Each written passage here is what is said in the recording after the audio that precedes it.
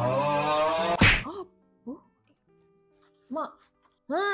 Ni Alung nak isi borang darjah 1 adik ni. Mak ingat tak tarikh lahir dia bila? Tarikh lahir? Alamak. Berapa lah? 13 ke? Mak lupalah. Long, kau pergi tengok dekat bilik mak tu, ada surat beranak dia tu dan laci tu. Kau pergi tengok. Mak tak ingat lah, biasalah dah tua. Okeylah. Ni mak, ada lagi satu ni. Apa lagi? Ni tempat lahir dia ni betul ke kat bawah jambatan?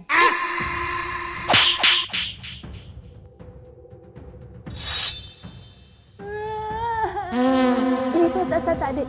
Tak. Jangan nangis. Tak, adik lahir dekat hospital, bukan bawah jambatan.